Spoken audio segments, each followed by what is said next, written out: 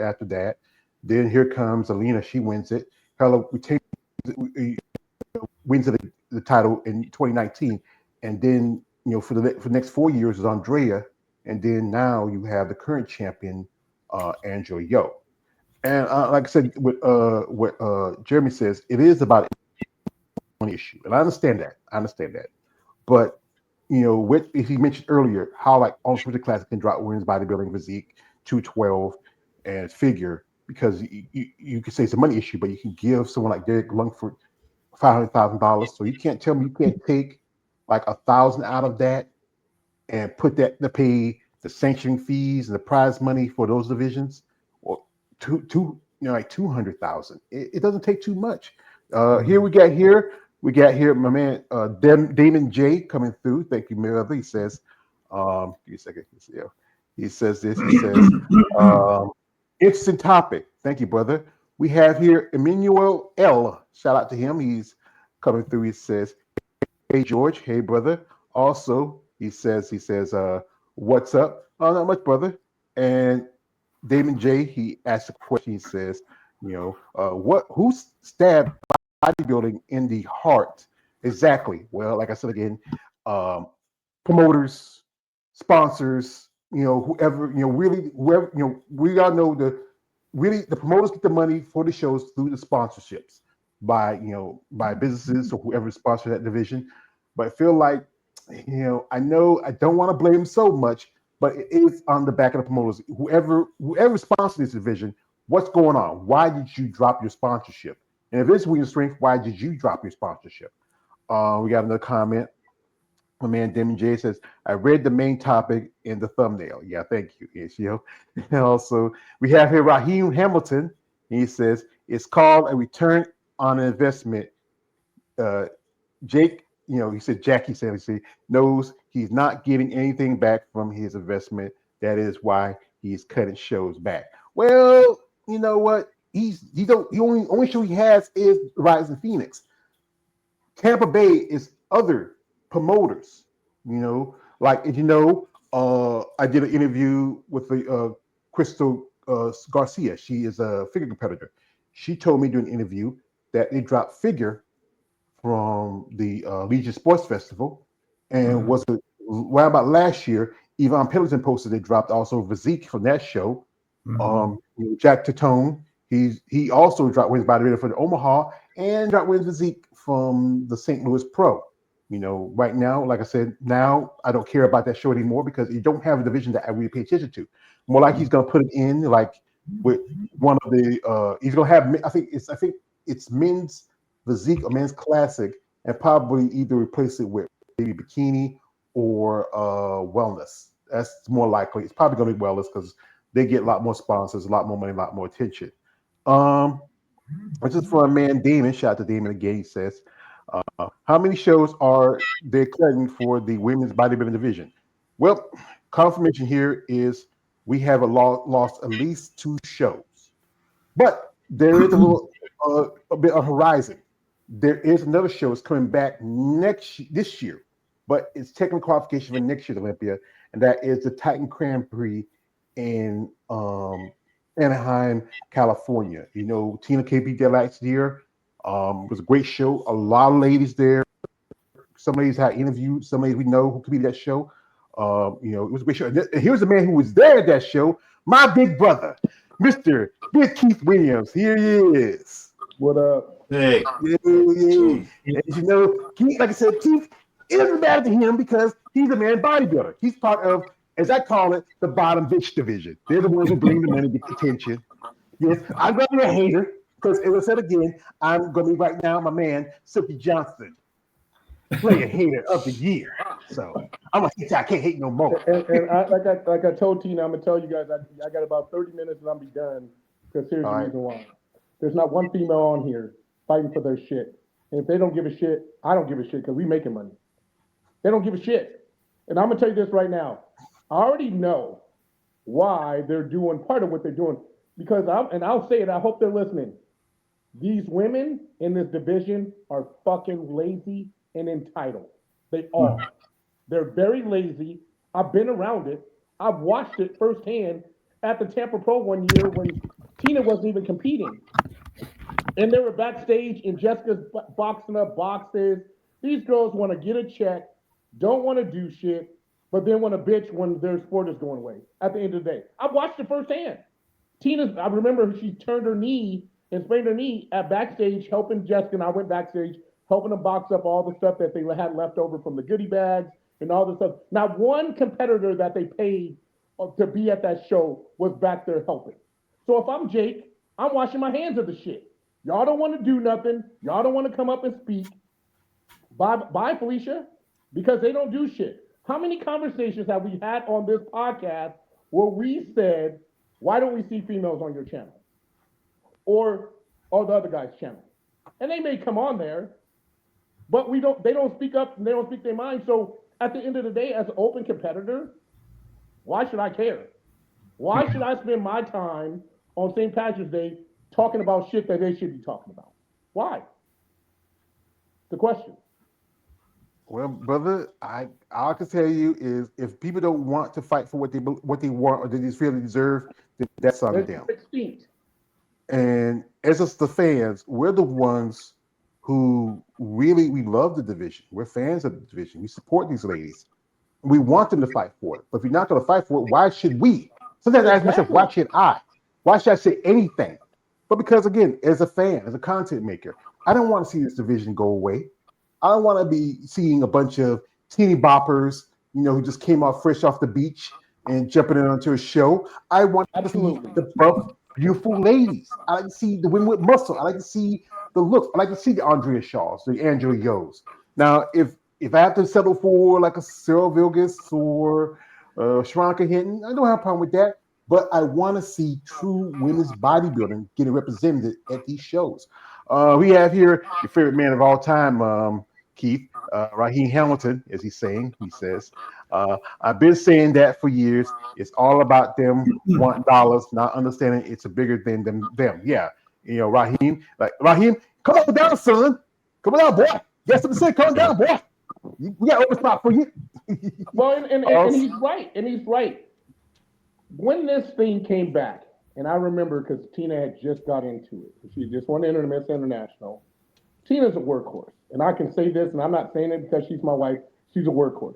She'll go to the booth. She'll do the photo shoots. She'll do the grimy work that a lot of these women bodybuilders won't do because they feel that I said,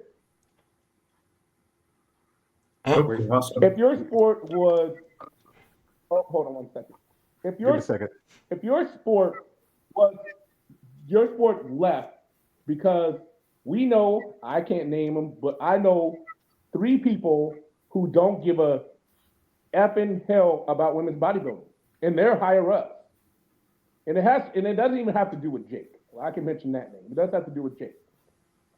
But what I realized when Jake did this with Wings of Strength, I realized how lazy that category of girls are. I realized it. I watched it firsthand.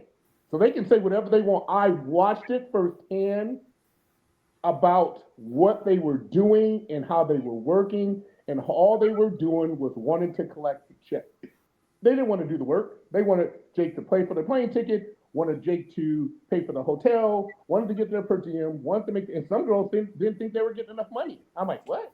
You're standing at a booth, at a Wings of Strength booth with their apparel, and you're help promoting Wings of Strength that is helping your sport. But that wasn't enough for them. So at the end of the day, and this was the last Tampa Pro that I have went to with Tina, and I remember her just being backstage with Jessica, and Jessica has this empty big room in the Hyatt Hotel, and we were back there helping her put stuff in boxes, get it packed up so they can fly it back, or however they travel their stuff back to Phoenix, wherever it goes. And she was the only girl back there. No one other girl was back there. And I was like, really? This is how this works? And I seen it from when she first got into the sport until now. And what you can see happening is it just dissipating slowly but surely.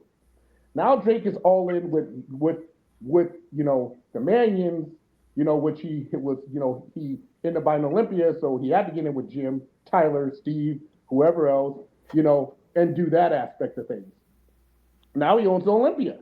Now I'm sure him and Arnold, or at some point in time, have had a conversation because guess what? Women's bodybuilding, women's physique, what is it? Not women's figure wasn't even there, was it this year? Figure, yeah, figure. Yeah. That's out So they too. had a conversation like, what is appealing? What do they want to allot their money to? And like we said last year, Tyler Mannion coming on. We got a big announcement. More prize money for what?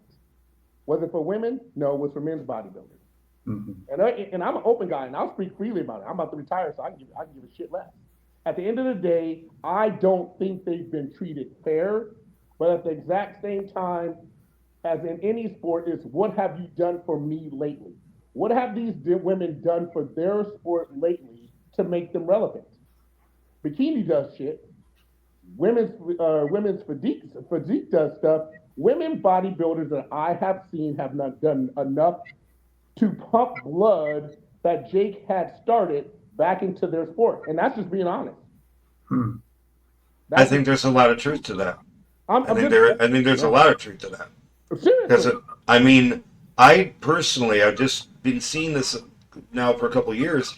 I think there's a great deal of naivete among female bodybuilders when it comes to the existence of their division. Yep. That a lot of them, from what I'm seeing, they're just assuming that the shows are going to be there. Mm-hmm. And that's like they say, oh, well, I'll get my pick, or oh, I will be able to do that. I mean, in 2013, they thought that, no, what was it, 2012? They thought the same thing when it came to the Arnold Classic. They said, oh, I didn't get my invite in letter? That's okay. I'll just do it next year. There hasn't been a next year for 12 years. Yep. Yeah, that's true. And it's like just assuming that this stuff is going to be there. And it's like history shows that's not a very good attitude to take. Because there's nothing guaranteeing the existence of this division. And then at the end of the day, like you say, Keith, if they start complaining about it, it's like, okay, how many shows did you go to? How many shows did you prep for? I mean, they make the shows and they make them available, but if they're not going to be showing up, I mean, that's a lot out of a promoter's pocket. Well, and again, remember, for the last, what was it, besides, like, Tamer did a great job, but I think the Titan show was a great show because they're like, last chance to qualify for the Olympia, so a lot of girls jumped in it. But again, if we looked at the last 5 or 6 years that the sport has been back, you see some of these shows in Toronto and some of these places where there's 5 or 6 girls. And it's like, you never see that with open bodybuilding. Men's open body. You don't. You don't see it with bikini. You don't see it with women's figure. You don't see it damn sure with wellness. Now you got the fit model. You got a ton of girls. So they understand where, as a business guy, where I'm going to allot my money to. I'm not going to allot amount of money to this division when you got 5 or 6 girls in the class. I'm not. So that's part of the problem. And at the end of the day, when Jake has these guys in his ear, Dan Solomon, Tim Gardner, Jack Tatone, and these guys in his ear saying, look, if they don't give a shit, why should we? Hell, remember, George, one year at the Omaha Pro was what, 3 girls? It was 3 2. bodybuilding girls? And that was the show Tina should have did. We're like, yo. Yeah, because because it's 2. It was Danielle Willis and another girl, and then Danielle won the qualification. And I know I was talking to Tina. I said that was the time when she was with Alina. I said, you know what? You need to jump on the show because she told me Omaha is just barely a 2-hour drive away from where y'all stay at, and that would have whatever Lena was telling you, I would say, no, let me jump on this show, see how I do. If she gets a qualification Olympia, she would have. The problem is that when you have certain promoters like Jack Tatone, and I like Jack, my athletes do his shows. When you have certain promoters, because I remember the last Omaha that Tina did, and they had quite a few girls. The girls had one very specific question when he was like, "Well, do you have any questions?" They said, "Who was going to be the head judge?" And it was Tamer's brother, who I think just rides the coattails off of his brother, to be honest, because I feel I like him, but again, you can like somebody, but you don't have to agree with them. And when Jack said that, well, it doesn't make a difference. Yes, it does. Yes, it does. When every show that Tina does, when Steve's a judge, she places higher. There's certain judges who like certain criteria, and then there's certain judges who like again, Tamer ran the Titan show. Certain people did not agree with the placings.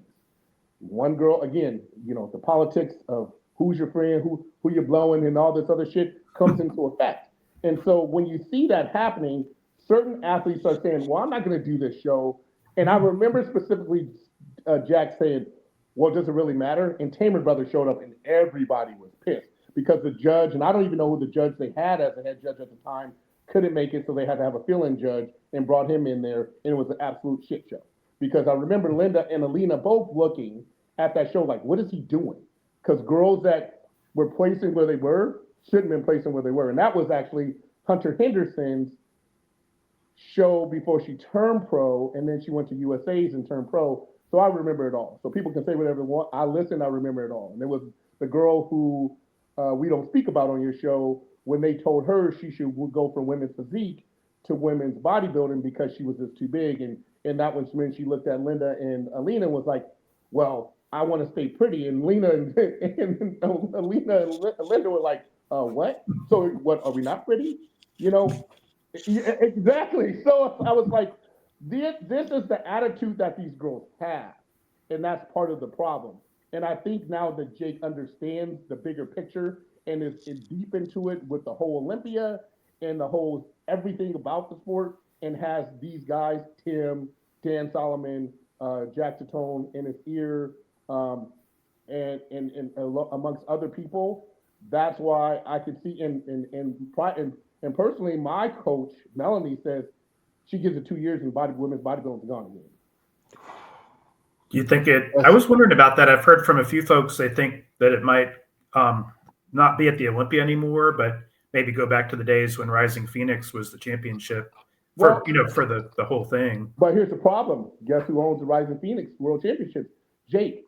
Now that and remember when he originally created this, and I don't know if you guys know this, Jake wanted to buy the Olympia title from Robin Chang, who ran Flex Magazine and Weeder Foundation at the time. Mm-hmm. I think he wanted to charge Jake $125,000 a year to have that title, and Jake's like, "Fuck off! I'm just gonna create the Rising Phoenix World Championships," and that's what he did.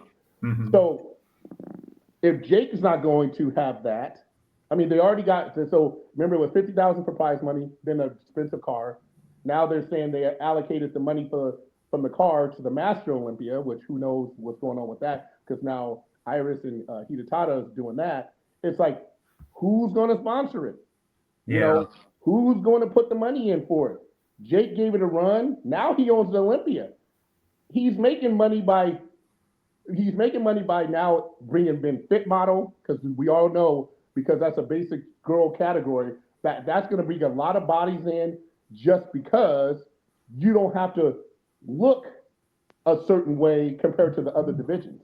That's like they're talking about the guys in classic physique.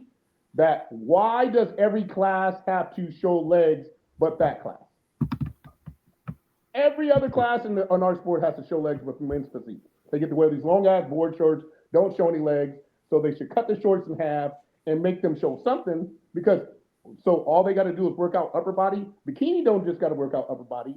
Men's classic physique doesn't know how to work out upper body. Men's bodybuilding, men's all the other classes but physique. So how is that fair? So there's a whole bunch of logistics that goes into this stuff when we're talking about all these things. Right. When you mention with the board shorts and such like that, it's like I've heard people say, "Oh, well, I have to train my back as a bikini girl." No, you don't. No. Your hair is in the way. Yeah. How in the world are you going to judge muscle you can't see? So there's really no point to training your back because nobody's going to see it. So it's like unless they change that. But in all honesty, and I've given this quite a bit of thought over the last couple of years, the state of the women's bodybuilding division, there's blame to go around for everybody. Yep. There's blame for the competitors. There's blame for the promoters. There's blame for the bodybuilding community. And guess what? There's blame for the fans as well. Yep. It's as far as the promoters go. No, as far as the federation goes, it's consistently inconsistent judging. Yeah. That's resulted in the look that we have. On the part of the competitors, it's their choice to accept that standard and pursue it. And when they don't have to do it. And then it's all there's blame on the part of the promoters because they're not willing to put forward the money to sponsor it. But there's also, especially for us, the fans, because so many guys want this shit for free and are not willing to pay the money for it. Well, and They're not willing. They're not willing to buy the webcasts. They're not willing to pay. They're not willing to put their money where their mouth is. And I think there's blame to go around here. And here's the thing. So when this came back, I don't know if you guys remember when this very announcement came out that women's bodybuilding was coming back, and the Wings of Strength was all in. Sean Ray came on and says it's going to be very interesting to see how they judge now, because they were going to go away. In my opinion, what happened was the extreme look of Iris Kyle ruined the sport of women's bodybuilding. And I'm not knocking her because her condition and everything was amazing. I said, but people didn't want to see that. So that being said, and Jeremy, you're completely right. It's so inconsistent across the board in this sport that how hard is it for Jim to get on with these promoters who want to do any of these categories and says this, like Tyler's doing kind of now. Like he'll go on and do the review of the show and talk about the show and the comparison. And said, okay, in order to make this more attractive, like women's bikini and women's wellness and women's figure, how do we make it more appealing? Today, at the end of the day, you have to have a set of criteria and rules in which Jeremy just said is not consistent. Yeah. Here we got comments here from Mayor Raheem. Shout out to Raheem. He says this. He says, give me a second. Next month is the Triple O, April 5th. Yet no women who is competing is coming onto your show. Yes, I wish you know. But they don't have women's bodybuilding, right? Do they have women's bodybuilding? They have women's bodybuilding Triple O, but they don't have physique. Yeah.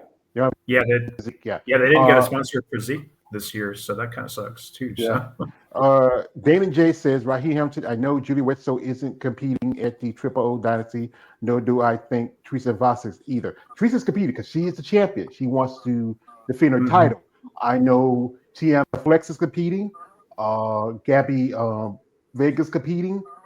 Think at least about 2 or 3 more names that drop. Maybe we get some more. Some not saying yet.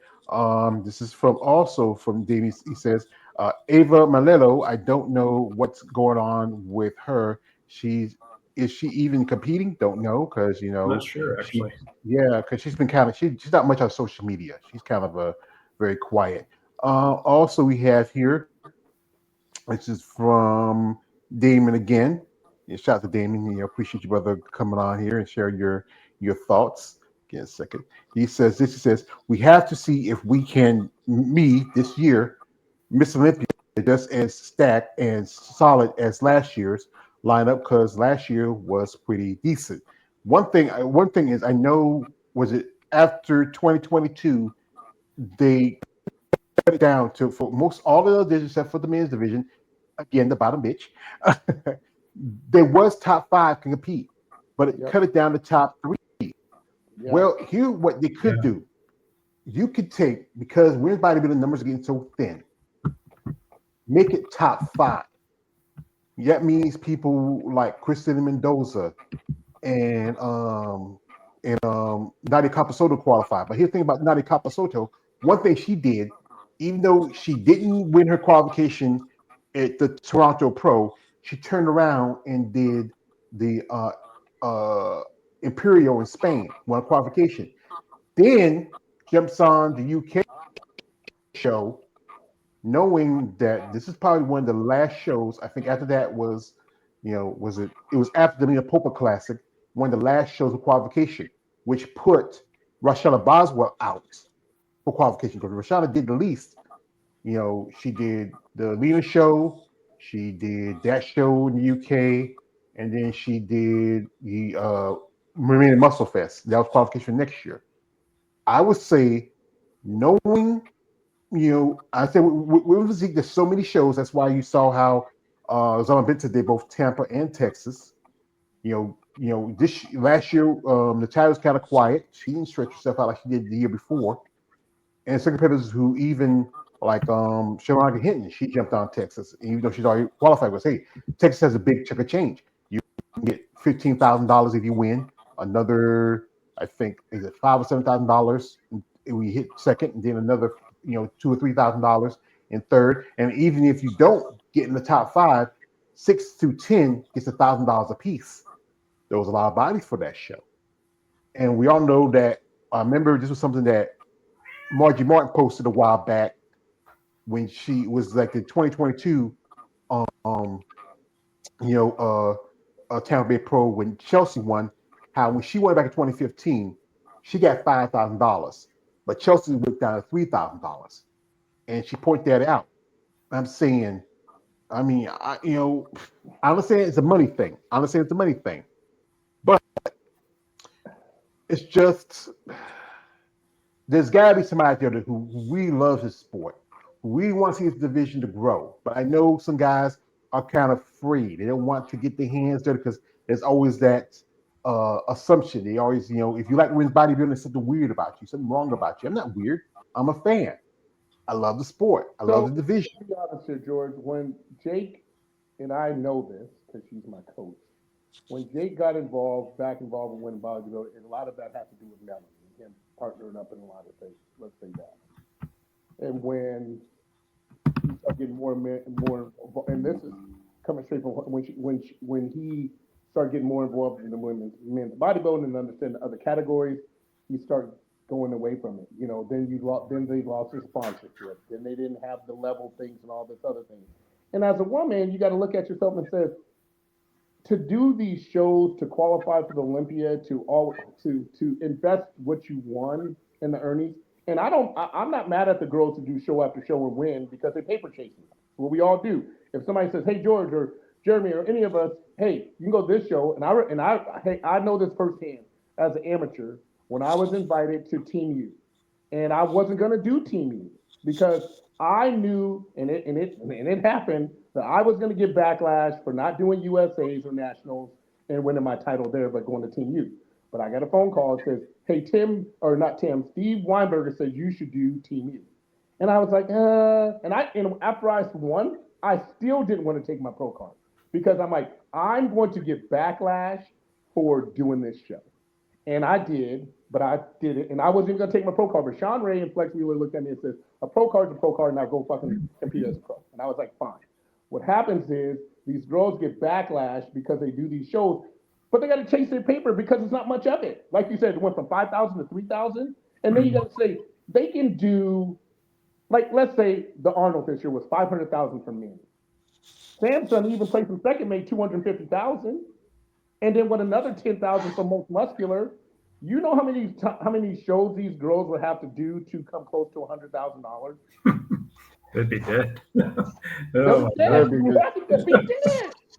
So, I don't, like I said, I always bring up the CSNBC deal where the girls, they felt it wasn't equal for the girls, and Colette Nelson was on there, and they had some girls talking about how they have to keep checking their voice and record their voice because things were changing. And that pissed a lot of people off in the NPC and IFBB, and bodybuilding was gone. I remember Chris Bongiovanni telling me at the time, and this is many, many years ago, there's a division coming in called Women's Physique. And it came, and it's here still. Because what happens is when these guys start hearing people bitch, especially competitors, and when they went on national TV and did that, all shit broke loose. It was just like the thing that we all seen, I think it was in the Wall Street Journal, when they came out with that article, and I know a specific person was very stressed out that his name was going to be involved with these judges fucking around with these girls and all this other stuff, and was very stressed out for a minute, and it kind of died down. I don't know what happened, but it kind of died down because they're like, these judges are, I remember, what's his name, who's no longer in the sport? He's the guy out of Texas who put everybody on blast. He had girls coming in and out of his hotel room. Branch Warren? Huh? Was it Branch Warren? No, not Branch Warren. He was a judge. Judge. He's the one who put Jim, Antitone, Jack Tatone, everybody on blast about the MPC. And he was tight with Jermaine. I literally thought after what he did, this long 2-hour deal he did on live or whatever he did, wherever he did, he was the one who wanted to start the new federation. Wayne DeMille. Huh? Was it Wayne DeMille? No, he was the one to start. Lee Thompson. Lee Thompson. Yes. Okay. Inspire Sports League. Yeah, Yes. that's He what wants that's to what it start the was. new federation. And I thought all that shit he had said, see, people understand, like, in my opinion, and this is just my opinion, dealing with the NPC and dealing with the IFBB is like dealing with the mob. You know, your ass come up missing, you start talking too much shit, or you get blackballed. And then you Yeah. stop placing. That's why when I'm on this podcast, I choose my words carefully because I'm not trying to dog them out or, trying to dog anybody else. It's just like, did you just see? And this is our sport is funny. So now with the things that we just talked about, what was a week ago about health issues, what did the NPC and IFBB just do? You guys see that? They collaborated now with NAM and NAMSM, which I'm certified through, was the top certification saying if you want a trainer, which is bullshit because people have to understand, no matter if you get a certification there, it doesn't make you a bodybuilding trainer because it's a different kind of science. But they have now collaborated with the NAMSM to have trainers go through them, which is expensive, and it's a hard test. It ain't an easy test to become you can go to ISSA, internet, you can go through all these other things, but NASM is the top pinnacle of wanting to be one of the best trainers in the world. But being one of the best trainers in the world, there's some book savvy trainers, but I tell people when it comes to this sport, it's a different science. You can't just read a book and take a test and say, well, I'm going to become a bodybuilding coach. But now the IFBB, because it's been brought to their attention with the health things, and it is, and NASM is the top pinnacle for anybody who wants to be a very good trainer because they cover everything. But does that necessarily mean that you know the sport? That's the question. And my answer is no. I've been in this shit for 18 years, and I said I've learned through the years of training with Charles,